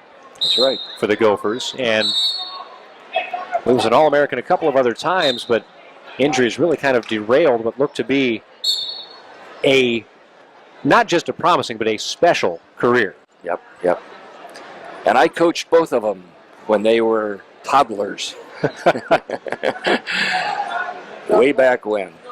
CP has done fairly well on the Divine for, I believe he made the world team, or he was very, very, very close. I don't know. Yeah, it's got into freestyle after college and able to heal up a little bit and put on some weight, right. Significant weight.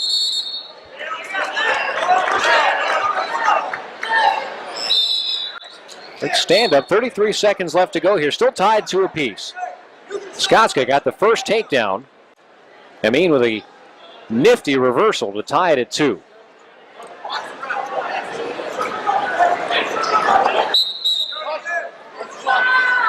False start that time. And that's going to be a point. Third caution on Amin. That's a big point in the close match. Down to 22. This has been the longest first period we've had all night. A lot of wrestling that has gone out of bounds.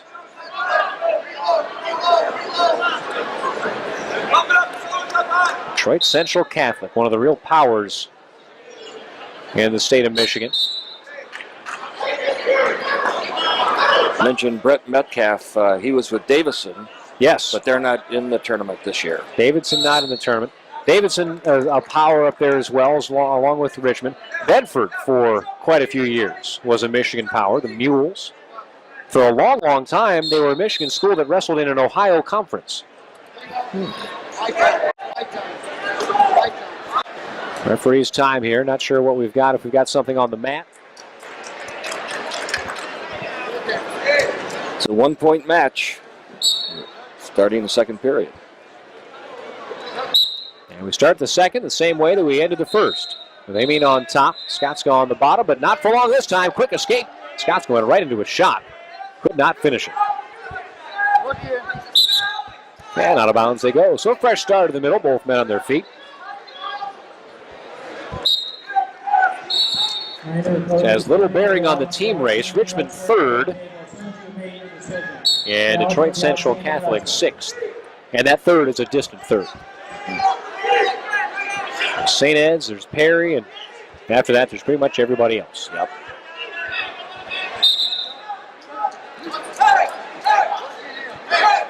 We can say for quite a for great certainty that either Perry or St. Ed's will win the tournament. No doubt about that.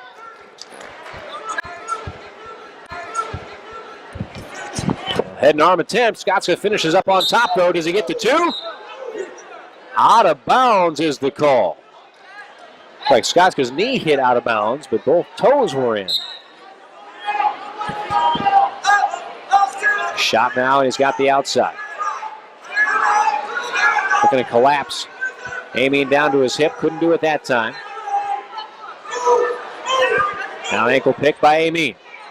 Skotska lost the leg. Into a scramble here. 50 seconds left in the period. Skotska up 4-2. Amin looking to step over the ankle and then rotate his hips. You can't complain about the lack of action. No, now he's going to the head side. Wow. Skotska with the takedown. Or excuse me, Skotska gives up the takedown rather. It's Amin with the takedown. Skotska wisely bailed out. Otherwise, he would have been stuck on his back. And that ties up the match. 4 apiece here. Skotska's had a lead twice, but has seen it evaporate. Roll through tilt, and points.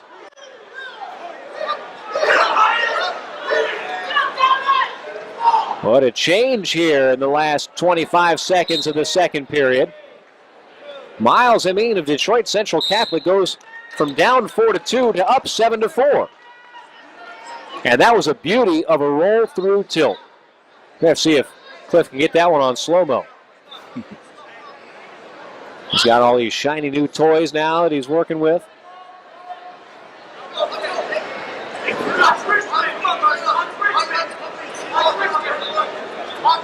Begin the third. Skotska on top. But down 3 points.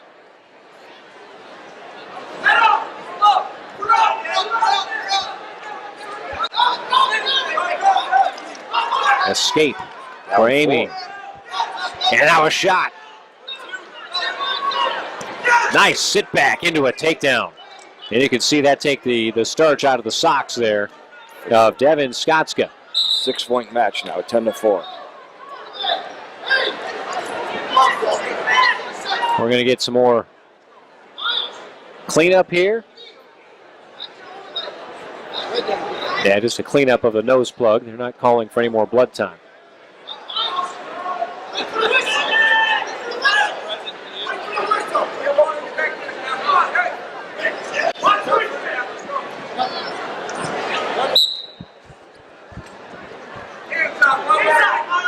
We resume action. Under 1:30 to go in the third period.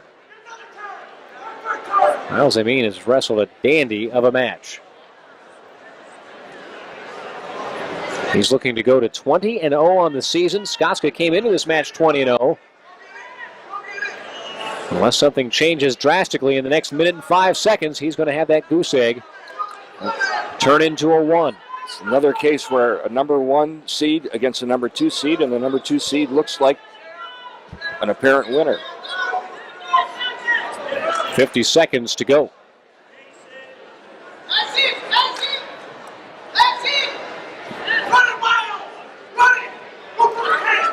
Amin is no slouch, though. He had 3 pins and 1 tech fall coming into tonight's finals. Looking to scoop those hips on a tilt again. He's got a 2 count. His opponent had 2 pins, 1 major and 1 tech fall. 2-point turn there for Amin will give it an 8-point margin with 10 seconds to go. We've seen Skotska each of the last 2 years reach the finals here, but this year he comes up shy. Miles Amin of Detroit Central Catholic with a 12-4 victory over Devin Skotska. And that will take us to 100 and... At 170 pounds, James Handwork from Lutheran West. James graduated in 2017. He was a two-time state champ in 2015 and also in 2016. He finished second his senior year. His Facebook page, which I took a look at, and it showed that he was an Air Force commit, and I'm not sure if that's where he actually ended up. Austin Phillips from Maslin Perry. Austin graduated in 2015. He had 110 high school wins. He is currently attending the University of Akron, and he is pursuing a nursing degree. He is also an assistant coach for the Riggs Elite Wrestling Club. And 70 pounds.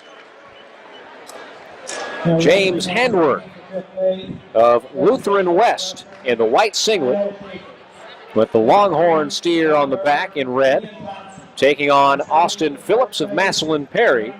Perry in the black singlet.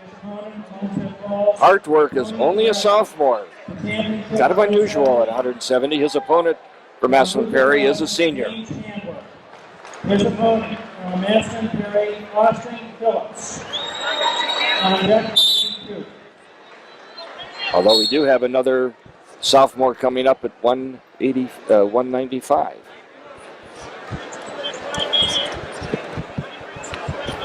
Here it comes to your living room, and time is called.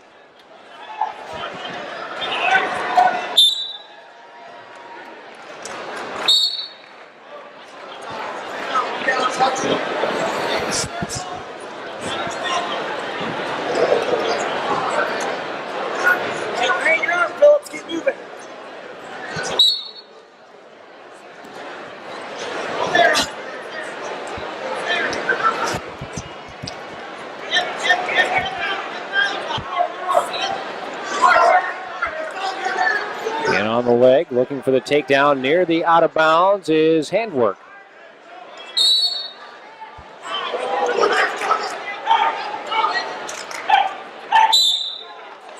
This will be Perry's last finalist. St. Ed has one more finalist at 220. As you mentioned, there were a bevy of complimentary wrestlers on the outside mats. Yes. The results of which we are not privy to at this point. Correct.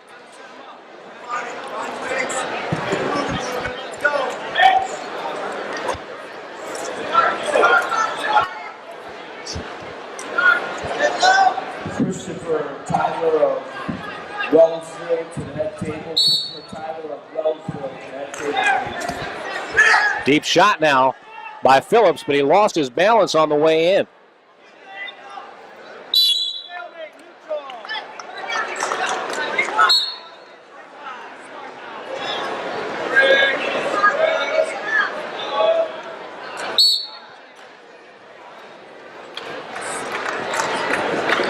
Kind of lost contact there. Handwork, the sophomore from Lutheran West, defeated the number 1 seed in the tournament in the semifinals by a score of 10-2, a major decision.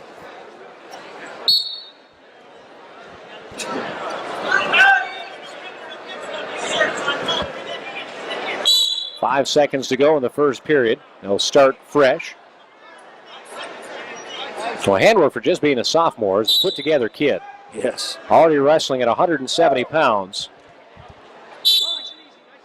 A couple more years growth on him. You can see him playing in a linebacker position.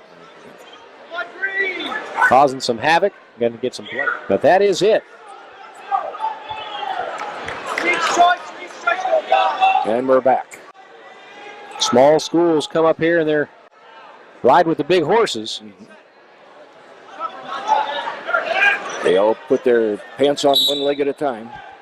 I always like to jump into mine. Nice return to the mat there from handwork.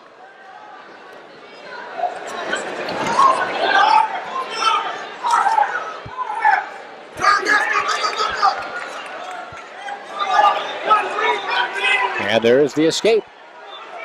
So Phillips takes the 1-0 lead.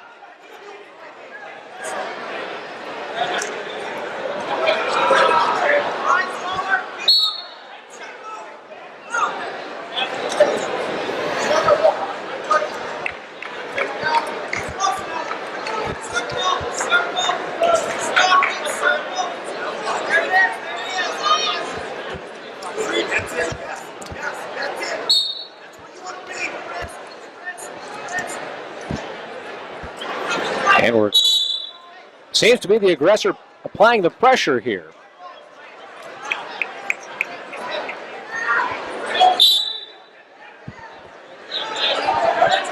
Oh, he's in on a shot again. Trying to make good. He's got that trail arm caught up.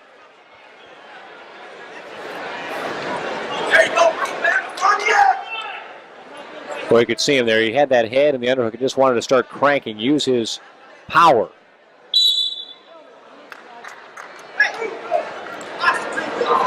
Showing a lot of poise for a sophomore. Yes, indeed. Defeated Brandon Bryant of Brunswick in the quarterfinals, a senior, the number 4 seed, before beating Kyle Schaefer, Northwestern, the top seed, and also a senior, in the semifinals. And now trying to dispatch the 3rd seed. Now, if he wins all 3 of those matches, he's making a case for himself for the most valuable wrestler. I totally agree.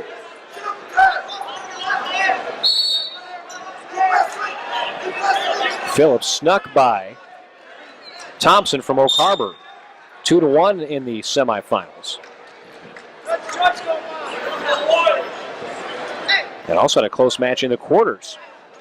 But he had a fall and a tech fall prior to that. Yes, indeed. Still just 1-0 as we head to the 3rd period. Handwork is on bottom, looking to tie it up with an escape.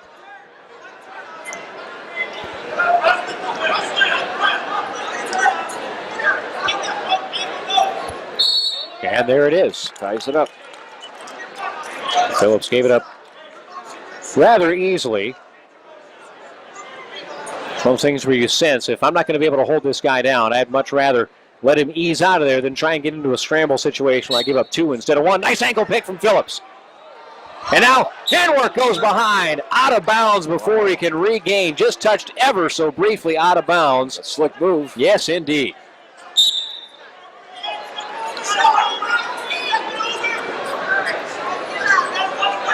Phillips almost has a look on his face like, kid, you're a sophomore. Don't you know that? He looks a little winded, too, in my humble opinion. Now we're going to get a stall call on green, but the referee raised the red armband. Let's see if that results in some confusion later on. I heard him audibly call green on the stall, and now they have corrected it. Right. And they heard him at the table, too. They knew what he was talking about. Handwork has been the aggressor. Yes. Handwork was applying the pressure. The stall call went up relatively quickly when Phillips began to back up. So after a break for blood time, we have 1 minute, 1 second remaining in the match. 1 point for each wrestler.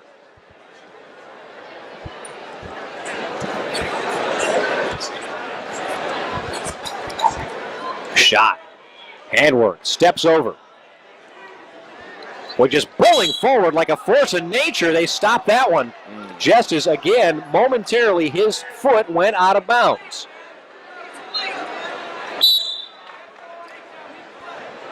We don't know for sure, but oh, nice shot. Pretty likely Perry has to win this in order to win the tournament. I would say so. The team match. Team. Low ankle shot by Handwork. Under 30 seconds to go. This could be the defining scramble of the match. Phillips locked in the crotch, holding on for all he's worth. Handwork trying to come up top. If he can free his arm and encircle the head, he'll have it. He's got 15 seconds. Inching to the takedown. There's the score. And with under 10 to go, that will likely be the match. James Handwork has defeated the 4 seed, the 1 seed, and the 3 seed. The unseeded sophomore is a champion at the Medina Invitational Tournament. He pulled forward right from the word go, never let up for a moment, and it paid off with 15 seconds to go for a championship takedown. At 182 pounds, Colin Moore from Norway. His junior and senior year, he had a record of 101-1, winning the state championship, which was the first for the high school, in the 2014-15 at this weight. At Ohio State, he was a redshirt freshman in 2015-16. He was 33-4, a Big Ten champ, and an NCAA All-American, finishing 3rd. The summer of this year, he was a bronze medalist at the Junior World Championship. He will compete at 197 pounds this year for the Buckeyes. His opponent that year was Jake Hines from Westerville North. Jake had a high school record of 138-46, finishing 3rd in the state his senior year in 2015. In 2015-16, he was a redshirt at Indiana University. In 2016 and 17, he had 13 wins at the varsity level. He will wrestle at 184 pounds this season. That puts us up to 182 pounds now. And another Central Ohio wrestler has an opportunity to get Central Ohio its first championship. Jaden Maddox looked to be in good stead for a championship through 2 periods, but couldn't hold on against the more veteran Noah Ballman of Wadsworth. Here we have Jacob Hines of Westerville North in the camouflage singlet, and Colin Moore of Norway, top-ranked 182-pounder in Division III in the gray and red singlet. Both seniors. Yes, indeed. Hines ranked 4th in Division I. Nice throw by Colin Moore. He comes away with the takedown. Good 2.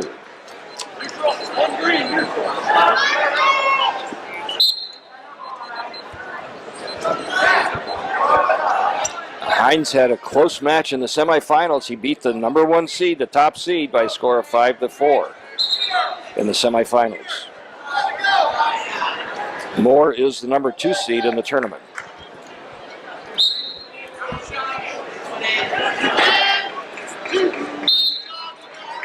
They're out of bounds with another takedown. And Moore wants to let him go and go on the feet here. And another quick takedown. Colin Moore is making some things happen here in the early going of this match. Out of bounds they go once more. And again, it'll be the uncontested escape.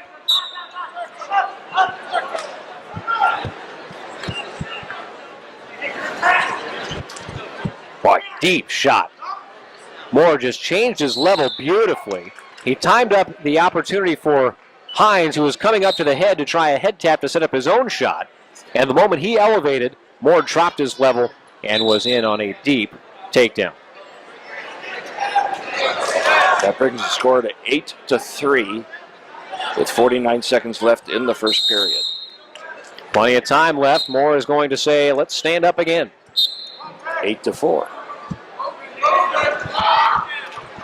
Double leg. Changes to a single leg. Now go behind. Looking to block the back of the knee. Does so. Takedown again, 10-4.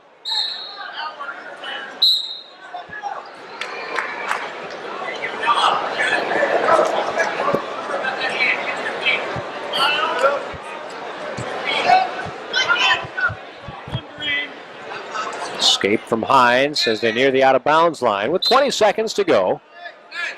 They'll start anew in the middle. A lot of scoring in this first period, 10-5.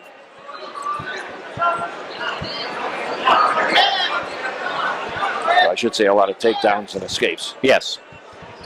And there's another takedown. Nope, not scored yet. There it is with 5 seconds to go.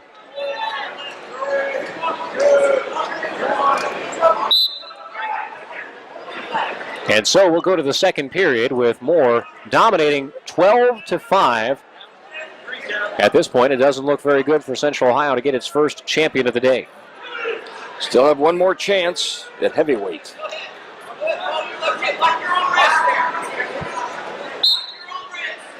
Moore starts on top to begin the second period. And instead of issuing the quick escape, is going to work for a turn here, at least in the near term.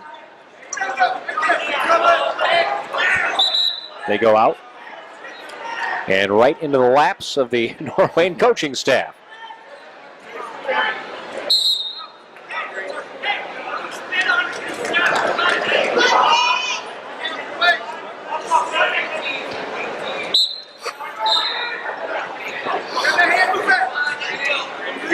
There is the escape. Now Hines will try and find his offense. A shot to the outside, turned away. So arm drag into a shot, now reshot. Throw by, near takedown for Moore. Once he blocks that and goes to the mat, it will indeed be a 2. 14-6 the score.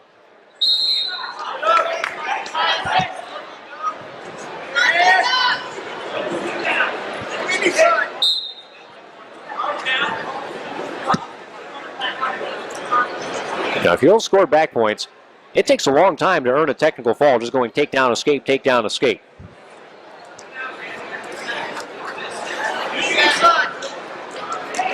I think one of the good rules in college, when you talk about team scoring, you can only get that 5th point for a technical foul if you have earned a turn during the match.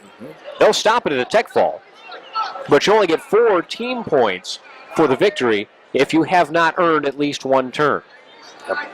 That's a rule I'd like to see implemented at the high school level. I don't know how often it comes into effect and how often that effect determines the outcome of a dual meet, but it still seems like something that is in the best interest of wrestling. Seems reasonable. Moore doesn't quite want to give the escape up yet here with 14 seconds to go in the period, but Hines trying for all he's worth. Even though he has been dominated in this match, there's no quit in that young man. He keeps going. 3 seconds left to go in the second period. And now it comes to a close. We go to the third. Choice to Moore. And he'll take bottom.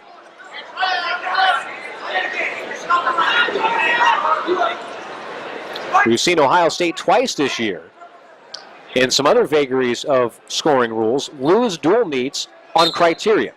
They lost to Virginia Tech on criteria. They lost their most recent duel on criteria as well.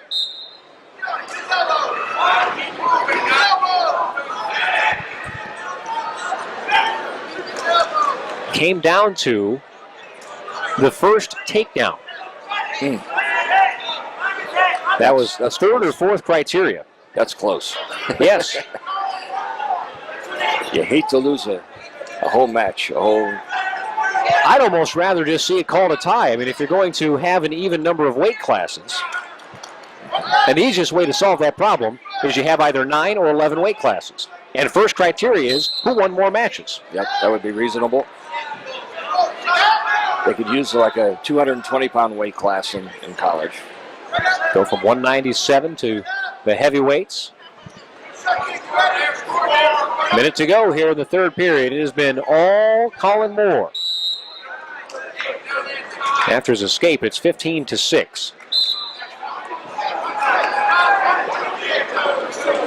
You know, a lot of people hearing go to either 11 or 9. They hear 9 taking away weight class as heresy, and I would prefer 11 to 9, certainly.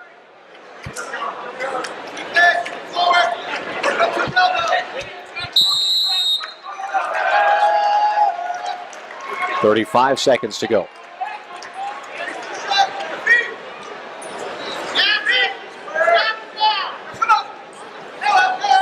Internationally, we're down to what, 1 or 2 weight classes, it seems like?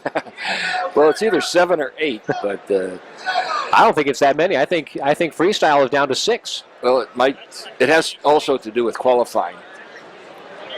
A country has to qualify. And when they do the World Championships, that's just for Olympic years. I think it's 6 weight classes for Olympic years, but for the World Championships, I believe they still may be at 7 or 8. What a drive-through takedown for Colin Moore. Just at the end of the match to make it a 17-6 victory. The most dominating finals win for anybody yet. Colin Moore beats Jacob Hines at 182 pounds to be a champion for Division III Norway. Podium as well. The number 2 seed of the tournament. University Eagles. Finally, at 275 pounds, Cameron Teacher from Central Crossing. Cameron graduated in 2016. He was a state champ that year with an outstanding record of 47-0. He attends Notre Dame College, where he is a current sophomore. On the mat last year for the Falcons, he was a national runner-up. His opponent is Adam Boyd from Richmond, Michigan. Adam also graduated in 2016. He attends Life University in Marietta, Georgia, wrestling at heavyweight. Life University is an NAIA college in the Mid-South Conference. I could have done undefeated and unseeded Cameron Teacher.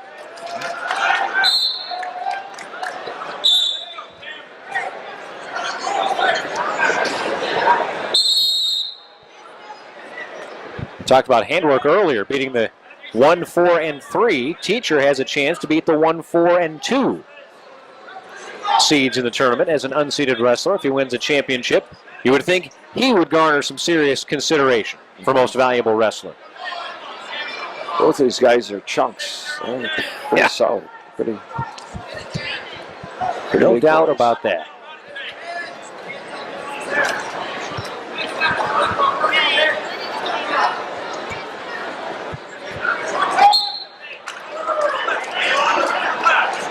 Central Ohio versus Michigan. Where have we seen that before? Well, a couple of times. It hasn't worked out too well for that state up north recently. Teacher is going to make Central Ohio proud here with a quick takedown.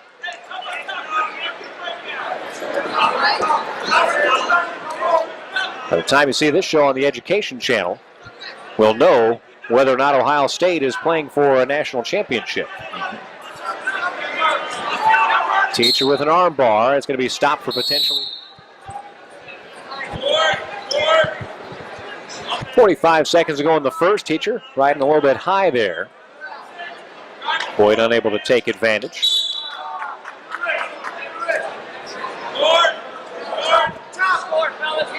Richmond again came in the higher of the 2 Michigan teams in terms of team score, besting Detroit Central Catholic. But when they went head-to-head in the finals, it was Central Catholic coming out on top.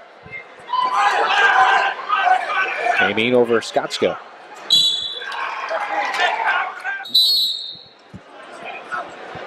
Despite being a junior, he's only wrestled 3 years.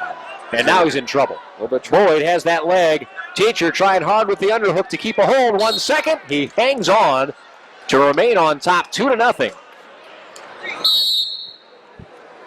Teacher begins the second period on top. Tried to run an arm bar in that first period is what he wanted to do and couldn't quite come away with it.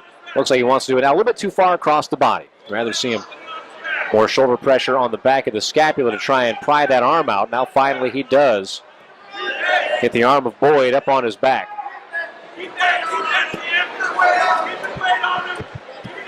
We're trying to scoot those hips. When you're talking about heavyweights, you're talking about an awful lot of human being to try and power off of you. A lot of humanity out there. Weight-wise. Yes, indeed.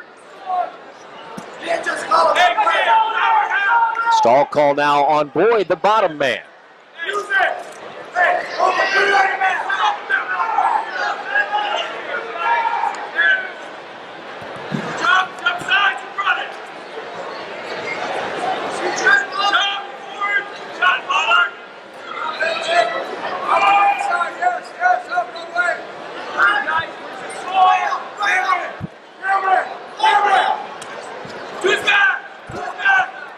nearly came off. Under 45 to go in the second period. There's not been what you'd call a flurry of activity here from either wrestler. Nevertheless, you have to admire the way Teacher moves Yes. for a heavyweight. After being hit with the stall call, he's done a nice job keeping his hips out to the side. Now he's on his knees. He'd do better to be up on his toes and really make Boyd wear his weight. But he has kept active enough to avoid a further stall call. 15 seconds to go. Again, jumping sides, looking for the half. And again, the bottom man hit with a stall call. Boyd, laying flat on the mat, is hit for the second time in a period. You don't see that very often. A bottom man hit for stalling twice in one period. But Teacher winds up with the point, and now Teacher will take bottom. I wonder if I'm not Teacher, if I don't take top again. Because clearly Boyd has been gassed. Yeah, that you can make a strong case for that, for sure. When you're on the bottom as a heavyweight, the chances of being turned. Well, Teacher made short work of being down. I guess he knows better than we do. Yeah, I guess he does. A stiff jab there. And now waiting the head of Boyd.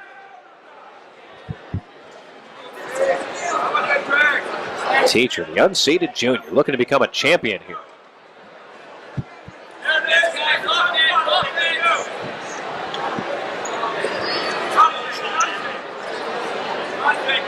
He's had to work for everything. No shortened matches, no pins. There's a blast double straight to the ground, takedown. And out of bounds they go. I like the way he moves for a heavyweight. That was with a purpose. Yes. He had a plan and executed it beautifully. How often do you see a heavyweight with a double leg takedown? Not that often. Well, Boyd hadn't seen it too much because he wasn't ready for that. Makes the score 6-0. He wants to go neutral. With 1:22 left in the match. Teacher showed the referee just before he got on, hey, let's go on our feet. Now, in a heavyweight match, that can be dangerous because if you're within 5 points in a heavyweight match, I think we've all seen it happen more than once. That's true. Something winds up feet to back. I'm not sure I agree with that decision. But Now, Teacher's feeling it, though. You can see he wants to open this thing up a little bit. He's wrestling with a lot of confidence. He is. And a quick go behind. I'm not sure if Boyd wants anything more to do with this match right now. How about Teacher now? Heavyweight riding the legs. Double boots. 40 seconds left to go. I think he's making a strong case for outstanding wrestling. Boy. Dominating performance here. Now he's on his hips, and you never like to see a heavyweight in that position. He's going to let him up. Kick out from Teacher. 8-2. 20 seconds left to do something.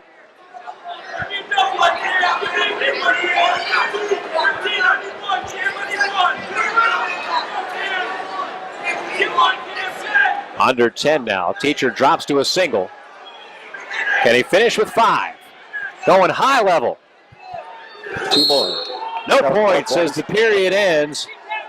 Jamie Ramirez wants the points, doesn't get them. But Cameron Teacher, your unseeded heavyweight from Central Crossing, is a champion. The lone champ from Central Ohio. A dominating performance and a victory. Well-deserved victory.